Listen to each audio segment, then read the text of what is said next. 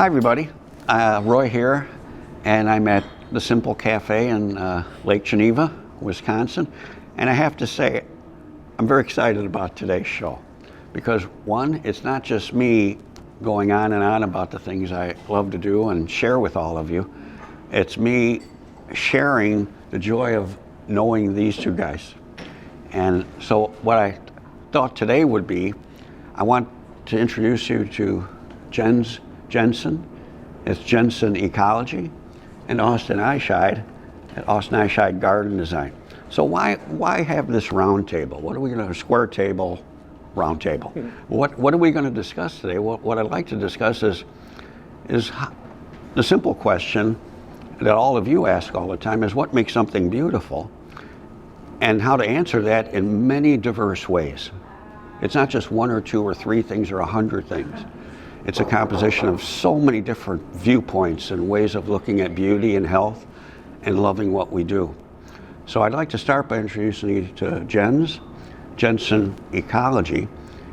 And Jens, how did you become who you are? How did you become Jensen Ecology, just simply? Yeah, I mean, I have a background in, I guess, natural resources and landscape architecture, and so I guess my career kind of took me in that direction of kind of the edge between landscape architecture and conservation. And so it's what we do is what we call ecological restoration. I mean, I guess it can be called a lot of things. You know, we use a lot of different definitions, but what we try to do is kind of recreate native kind of remnant, in indigenous plant communities and some of the processes that maybe were lost, like fire and disturbance and things like that. But we also especially working with you two, learning also a lot about the aesthetics and how the aesthetics really matter and drive these projects too. And so for us, we can kind of we like to think we can sort of get the aesthetics piece and the ecology done on the same projects, because we can still do our job as an ecologist well and hopefully. And how many years have you been practicing? Jensen Ecology has been around since 2014, so about 9 years now, I guess, but I've been in this industry since about 2004, so I guess almost 20 years, and worked at a variety of places, a nature preserve and a few other firms, and just kind of learned a lot. Now this might be a hard question. What have been some transformational moments, like when you thought you knew something, and then you realized what I knew was kind of cool, but boy, what I'm learning now really makes and is changing my perspective on how I approach this? Yeah, I mean, I think that happens a lot. Good. I mean, just always. I like that. We work with nature, so you're always humbled. I mean, there's too many examples. I mean, and I think we work. We're based in Madison, Wisconsin, but we do projects kind of all over the Midwest. So we go to the different ecosystems within the Midwest, the Mississippi River, Central Sands of Wisconsin, Chicago area, and so we get to experience like a lot of different soil types and vegetative communities and things. So we're always learning something new and also interacting with some of the fauna on some of these sites too. So I think there's constantly evolving and learning new things all the time, and I also learn from a lot of people that I work with and learn from like people like you that I partner with on projects. So it's kind of hard to pin down a few transformational moments. I imagine also, like if you wander through a remnant prairie, right, there's things happening in your mind that you're picking up as you walk through these old remnants. Yeah, when we go to the remnants too, they're so different, because they have, maybe they have similar species to some of the things that we can recreate, but they're, they've been there for obviously much longer, so kind of the balance is different, and they behave and they interact differently than they do on a recreation. So it's just a different feel when you're in a remnant, and it's just, you can learn a lot there, but to try to recreate that remnant is really not something you can really attain in anyone's lifetime, but you kind of use those at least as a benchmark to inspire you to do And something. one other question is, the people I know I work with, the people we work with, the kind of conversations we get into with the clients of their expectations and what you can really do and what they expect from you. So I'm sure through time those conversations have changed. Yeah. Or your way of discussing things with them has changed too. Yeah, and you kind of have to sort of know your audience. So if your client really wants just a certain aspect of the site, like they're really into a certain, pollinator habitat or something like that, you can kind of focus on that, but then also do the other aspects of the site to kind of, we work, for instance, on this large scale in central Sansa, Wisconsin, and there's some endangered birds and butterflies there. So a big focus of that project is to create habitat for those species. But that's not all we're doing. We're also doing the whole community. We're trying to do like the whole ecology of the site. But some people, like the bird people, are really going to focus on those birds, and the butterfly people are really going to focus on those butterflies. But we're also going to try to do all of it. So the way you interact with clients is just trying to meet their goals, but then also you have to stay true to what you do. And for it's hard ecology. to sometimes manage expectations. Yeah. Oh. Because it's sometimes time plays a role and patience plays a role. Yeah, and it's a dynamic thing, right? I mean, if you paint your kitchen yellow or something, it's going to be yellow until you paint it again. But we work on these sites and they're always changing, so it's not this static thing. So, and some of the sites, especially in the restoration project, sometimes don't look like much for some period of time. And we can see things because we can identify the little seedlings and things like that coming up. But it's that constant education of telling people like, hey, it's trending in this direction or it's trending in that direction. And so we're okay, or no, we need to like change course and adapt. So it's constantly communicating and educating about that. And I think as things occur for you right now, what do you see as possibilities changing in your future with what you're doing, either with clients or with land or with the style of planting you're doing? It's hard to say.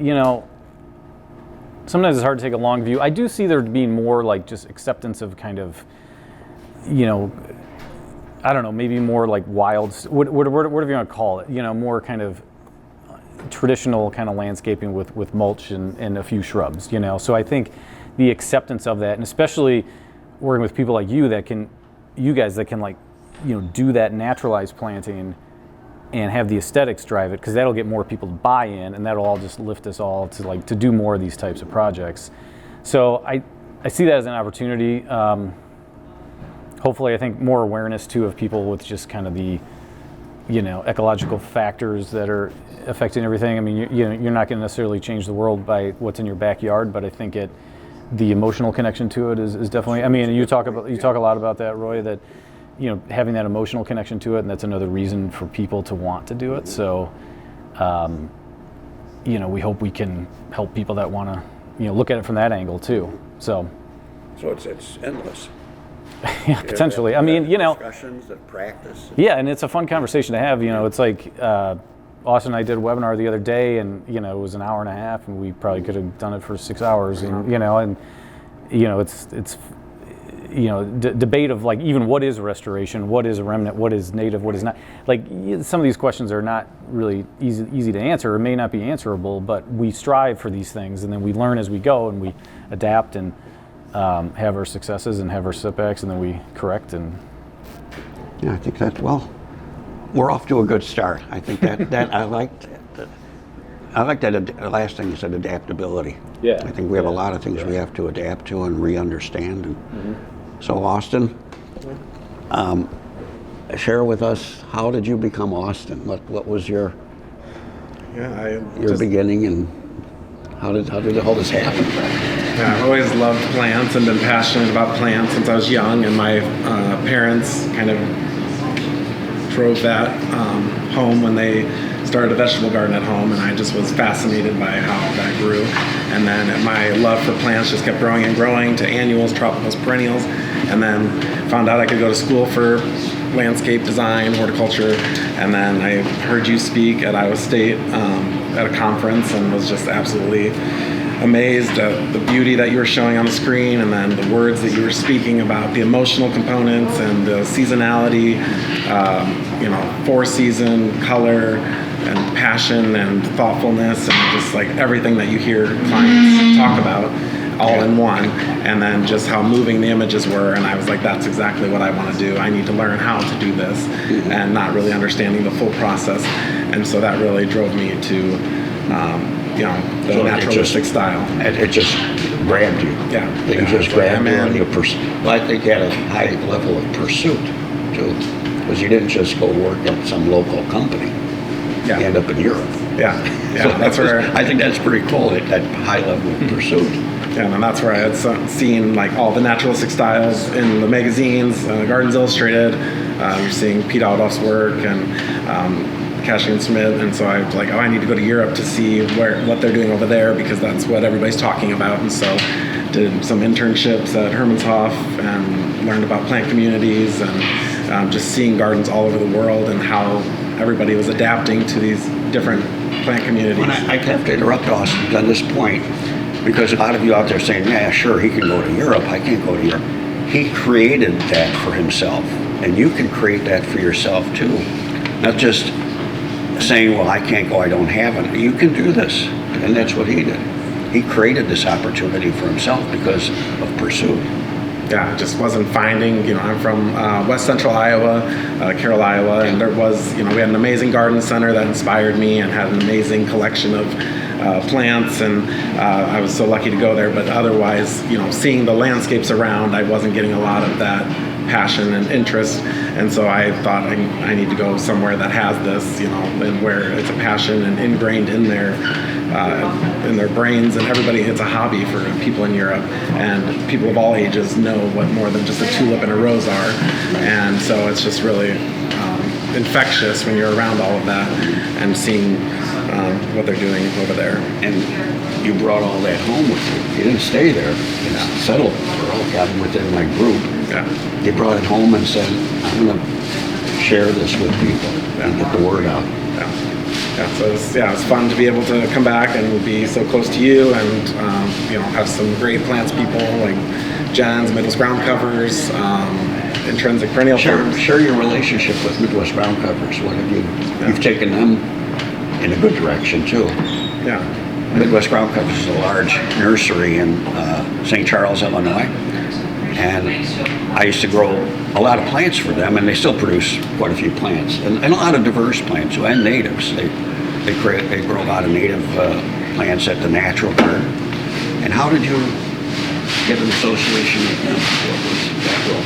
Yeah, I was working on a project with you and Pete Aldolph, and they had suggested maybe coming to the Chicagoland area, and Krista was looking for some way to display plants around and kind of do some display gardens, and so Jen's has worked with them on other projects as well, and that's how Jen's and I met.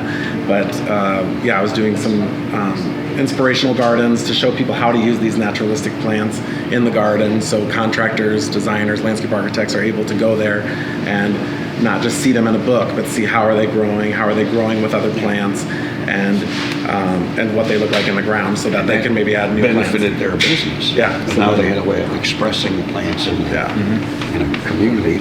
And then you ended up at Millennium Park too, where Lurie Garden is. Yeah. So then Lurie Garden was such a transformational moment for Chicago, and public space, garden design, and having these native plants and naturalistic plants in the heart and center of the city, and 20 million visitors a year to the park.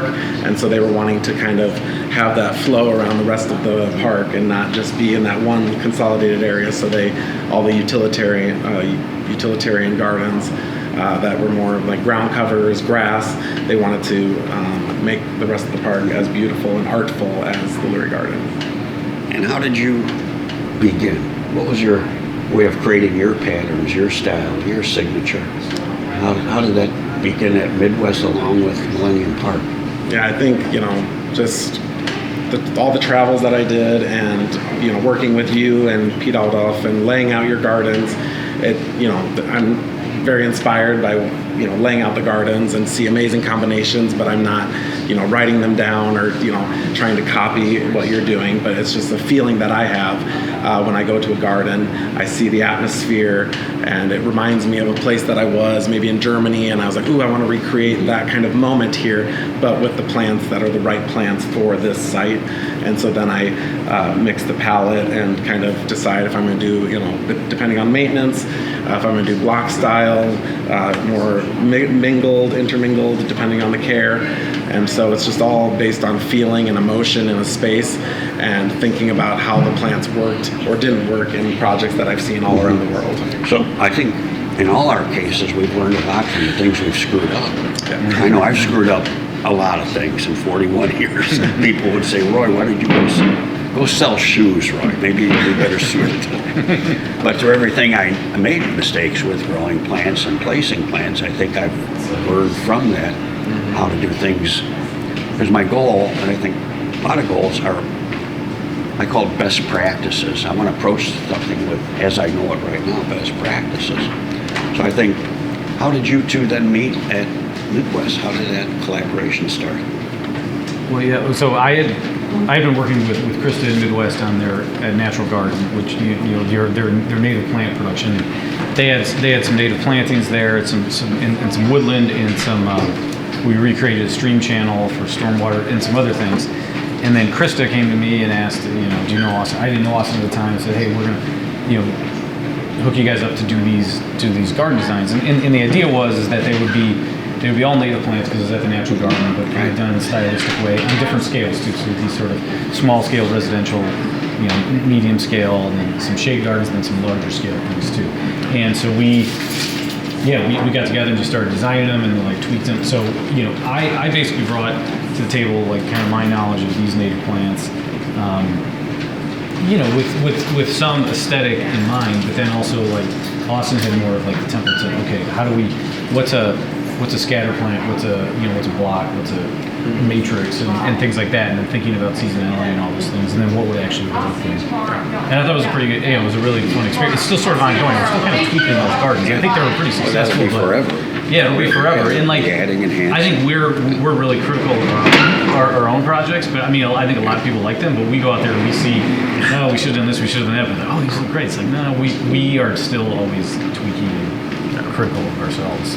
So you combined your understanding and relationship to the seeding and placement and process of how you do things, and with Austin's composition and understanding of how he understands plants and relates them to each other. Yeah. Mm-hmm. Yeah, and we were looking at the seasonality, and we would send plant lists back and forth, and he would catch something that I wouldn't, and say like, hey, we're missing this season, or this is going to be a mess if we don't have a ground cover layer that is going to kind of calm down the certain plants that were in that combination. And at first, when Krista asked about it, I was a little nervous because I've never done a fully native garden before, and it turned out to be a lot of fun, and it was fun to learning experience back and forth. Yeah, and like the soils out there were kind of tricky at times to fix because there was so much organic matter in a lot of those soils, so like things grew like crazy, and because that was a production nursery. 35 years of mushroom compost. Yeah, exactly. That we put on those. When I was there, it was all mushroom compost for 35 years. Yeah, so Little Blue Stem looked like Big Blue Stem. Yeah, so it threw us off like the size of things, but I mean, the advantage we had there too is we had Enrique and all the staff there are good plants people, so like having them on site all the time was just really good because they were just there and they know plants and they could. Passionate, and they're going to make sure it looks good. And what I like is, I think for me, these two created a bridge, ecology and horticulture and ecology, because there's so many debates on when I look at Instagram about language and verbiage, and I think we get so caught up in language and verbiage that we stop taking an action, because am I doing the right thing comes into play too much. To me, just do something and then start creating what you believe to be the right thing, like both of you did.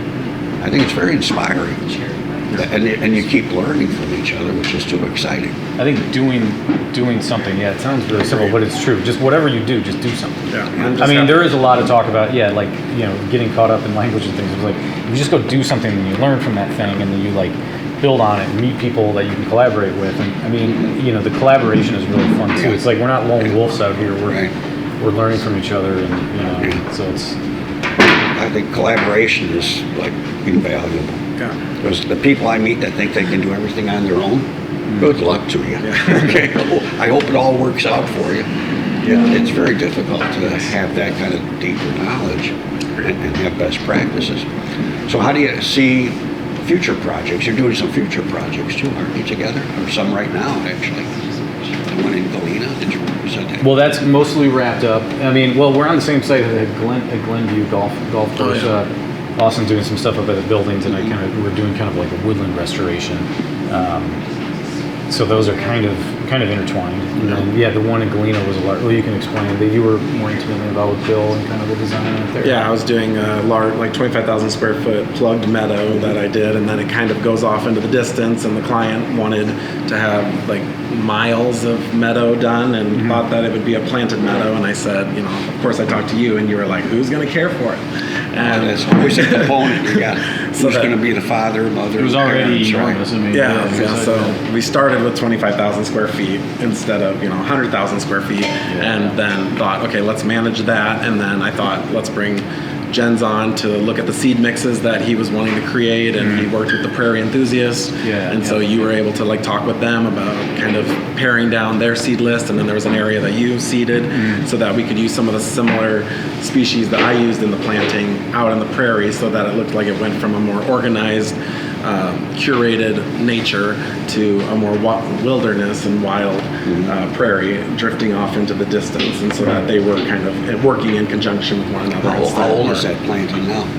It's the second season. Yeah, that was in 21. June, yeah. 21 it went in. Yeah. Are you still out there seeding, or how is that? No, we managed just now? did seeding one time, and then we kind of have stopped it. They have someone on site that can kind of take care of the seeding. So it's, but then there's another area we might reseed. We'll have to check with the client about potentially supplementing some of that. But that's, yeah, again, that kind of transition because, and this client was pretty familiar with prairies and things, so he sort of knew what he was getting with the prairie stuff. I think, and some of the stuff you did, he was, maybe a little more new to him, but I think he was really into that kind of those different styles and different zones. And I think it's cool because you can't have that level of care on a huge scale. You get outside and in the seeded areas, we have much lower maintenance. So what you're kind of doing then is you're reading it as it evolves too, and there's people on site that can interpret it and manage it, and you might come back and reevaluate, reinterpret, and see what we can add or enhance. Because with the garden, that's endless too. 20,000 plants. Yeah.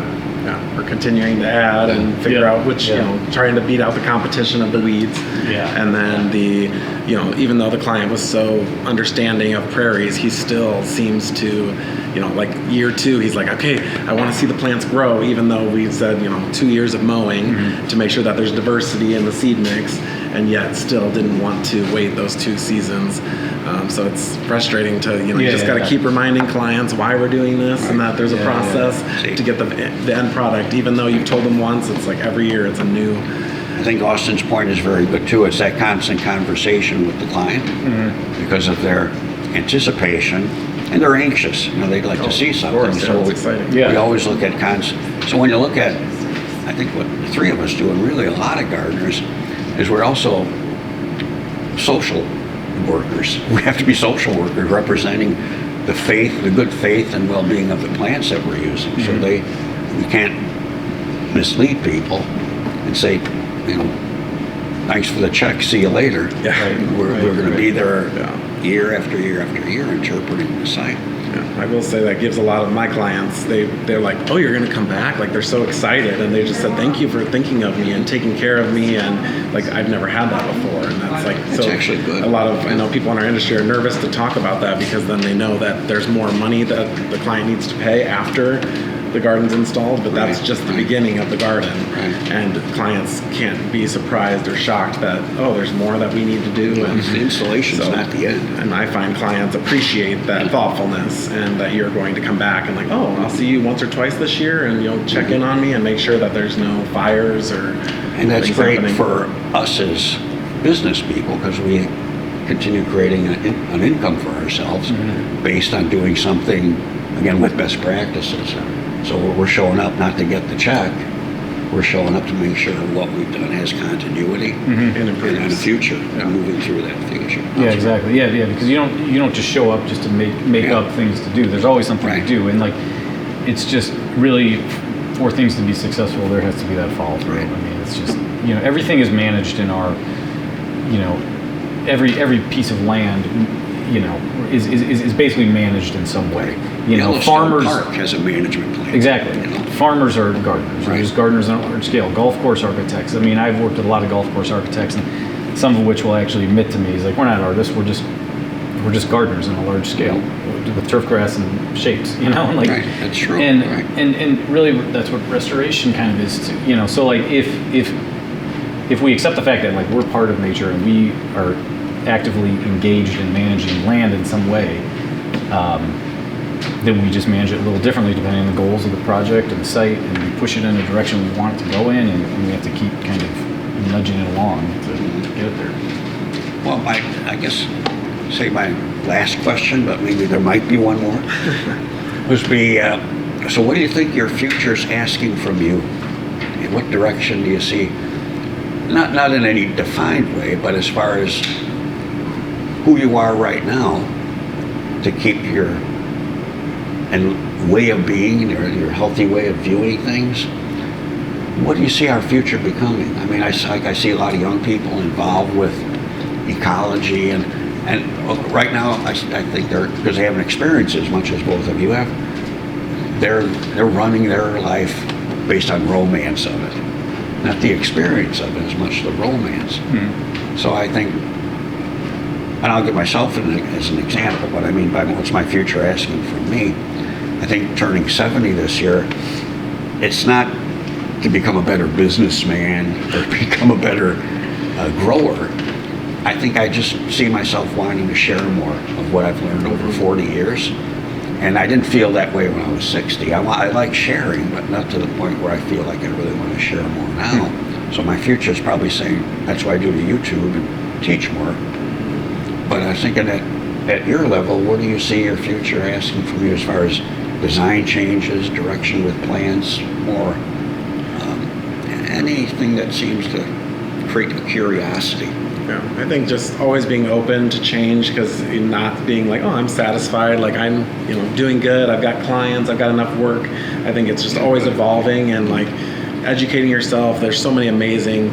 We went to Bergamo, Italy last year, and seen a lot of amazing speakers and conversations between other plant people. That's what it's really about. And I think it's just continuing those conversations, meeting new people, not ever getting stuck in a rut. And I love what you said there in Italy. You said, like, once you become an expert, you stop learning and growing, and you just kind of get content. Yeah. And so I think it's just not being content and just always learning from one another, and everything's always changing. In 1 year, what we learned from our projects is just insane, and I love sharing as well because of you and Pete and all of how much we're giving lectures. I think that's the way we're all just going to get better as a industry. So we can't hide from one another. We all do different things and things beautifully, and so we just need to keep sharing.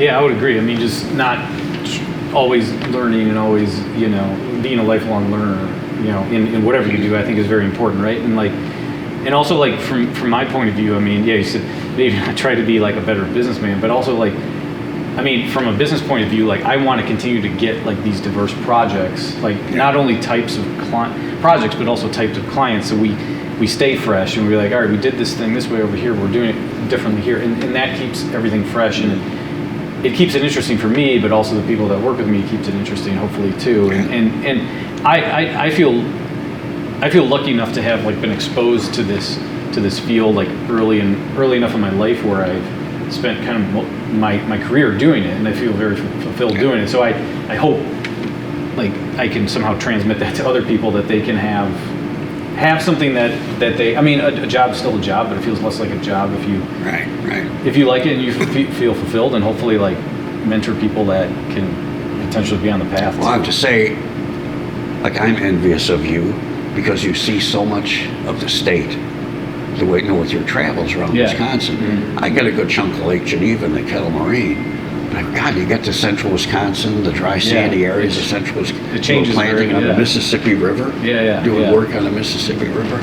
I mean, traveling is hard. It's got a lot of logistics and things, and you got to be away from your family and things. But it keeps you fresh, and it's fun, and you learn so much. I mean, it changes quickly. It's that and I think it just keeps things fresh and keeps us on our toes, and always having to like recalibrate, because you can kind of get in a bit of a rut with doing maybe the same type of template project. Well, I see that breaks your template. I see that sometimes in prairie restoration work. it's not one group, but there's a phrase where they're called commercial prairies, where you see big blue stem Indian grass, New England aster, and it's kind of done. Yeah, and then the Solidagos take over. Right. And I see that as contentment for some of the people too. And it's not that it's bad, because those are good plants to have as far as root systems and creating good soils, but it just, to me, it's just content. When I see what you're doing, you keep adding things, looking for diversity, and Yeah, we're always keep challenging. critiquing. I mean, we were just doing it the other day. We were with the like looking at these mixes and right. fine tooth comb So I think and that's- analyzing, and That's a good future. yeah. Is there anything else you want to add? I'm excited. I mean, thanks for having us, Roy. This is a fun conversation, and Roy, you've been one that's always been really sharing, like you said, sharing of your knowledge, but also sharing of your, just inviting people in to collaborate on these projects. So I can say I really appreciate that of thanks. you over the years. It's been really fun working with you. Well, thank you. What's going on in your future projects? You want to share with us what each of you have as far as coming up that you're excited about too? Well, sure. I guess I'll start. I mean, yeah, we have a lot going on, and we have kind of range and scale from small scale to kind of large scale. We have some big kind of large properties, a couple of which I'm working with you on, Roy, some master plans for some kind of estate properties. We have continued work with, our large project in central Wisconsin, the Central Sands, which we're always learning with, large habitat restoration and forestry. So that's kind of gets us out of our comfort zone a little bit. And then we have kind of our, we have we're doing about 130 acre prairie installation west of Madison. We're kind of consulting on the seed mix right now, and helping the person install it.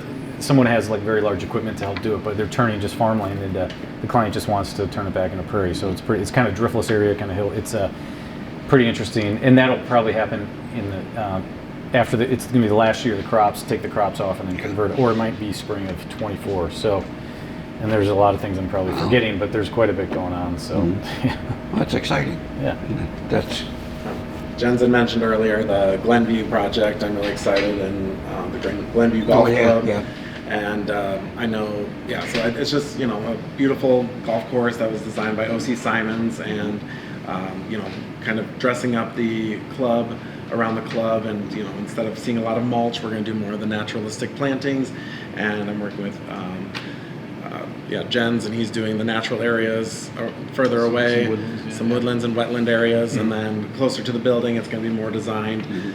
And I just think, having that, clientele up there, seeing that, it's going to be important to just get these plants again on center stage in front of people that are used to maybe boxwoods, hydrangeas, and showing them how romantic and beautiful these plants can be. You'll be reaching the people that don't know what they don't know. Yeah. It's the best. Yeah, so then I have a couple other projects in the North Shore and neighborhoods that are a little bit more sterile, and that really good planting, it's an old project, that really good planting you did in Ohio. Yeah, the Kingwood Center Gardens. Yeah, that's beautiful. Yeah, I'll be going back there this spring, and so it's a public garden, estate garden, and just And they went kind of from uncertainty to they can't stand how nice it is. Yeah. They were like, we're not so sure about all these plants being so close to one another, and it's going to look like a mess once it's all together. But then, since there was groups of plants and something happening every day, the management and upper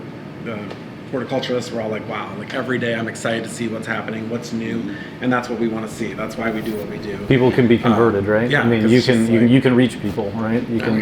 It's a lot of self-discovery. Yes. When people find out something they had no idea would ever look that good. It is really fun to get through the clients. I think that's my favorite thing. They first want a garden because they have to have a garden because their neighbor has a garden, and then it turns into, I got home from work, I poured a glass of wine, and the next day I grabbed my Dutch push hoe and I weeded, and so when they're excited about grabbing the Dutch push hoe instead of the glass of wine, it's just that's you had a breakthrough. So it's really exciting, and I think I've heard so many people just being in the dumps when you're at a nursery and they're looking at the delphiniums and the dahlias and all the failures that they maybe have had in their own garden, and then once you give them some hope with some allium and Cecilaria and Calamintha and coreopsis, and like then it's like, oh, there's some hope. I don't, because everybody says they don't have a green thumb and have been disappointed by just They've created a story around themselves that they can't do it or don't know how to do it or something. So I just say start with a small group of plants that are going to be successful, and then you can just build on from there, and don't be afraid to fail. So exciting year ahead. That's so super. much. Yeah, and it goes like this. I know. It goes in a heartbeat. So how do people who want to get in touch with you get in touch with you? How can they say, you know what, I like to work with you guys? How, Jens? My website, jensenecology.com, is a really simple way to get in touch with me. I'm not terribly adept at social media, but you can definitely find me there. And yeah, I'm pretty responsive. You can send me a quick note or even give me a call, and I answer the phone. Repeat it one more time. jensenecology.com, JensenEcology. So. Yeah.